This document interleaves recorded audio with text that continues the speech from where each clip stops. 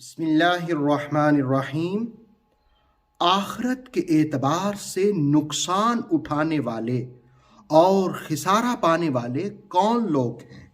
سورہ بقرہ کی آیت نمبر 39 نے اس حقیقت کو بے نقاب کیا اور دو باتیں بتائیں کہ وہ لوگ نقصان اٹھانے والے ہیں۔ آئیے پہلے سورہ بقرہ کی 39 نمبر آیت کا ترجمہ جانتے ہیں۔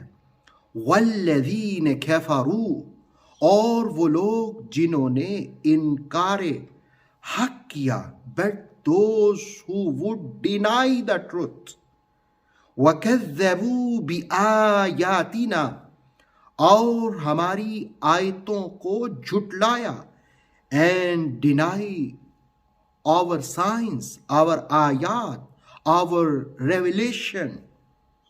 اولئک اصحاب النار، وہی لوگ دوزخی ہیں، would be the companion of the fire، ہم فیہا خالدون، وہ ہمیشہ اسی میں رہیں گے، in which they would live forever۔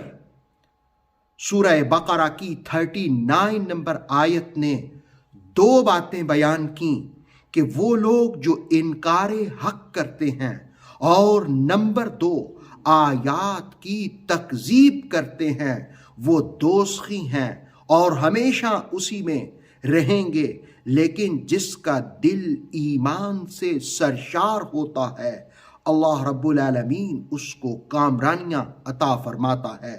تفسیر تبصرہ کے خوبصورت کلمات آپ کو سناتا ہوں کہ ایمان اور آیات کی تصدیق موسم بہار کی طرح ہے، جس میں دلوں کی زمین تازہ اور زندہ ہوتی ہے، اور آیات کا انکار کرنا اور اس کو جھٹلانا دوزخ کی آگ ہے جس میں سب کچھ جل جاتا ہے۔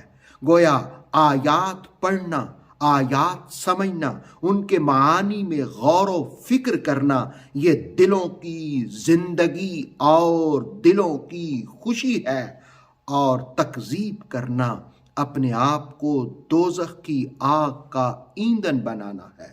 اللہ رب العالمین ہمیں آیات پڑھنے کی، سمجھنے کی اور اس پر عمل کی توفیق عطا فرمائے۔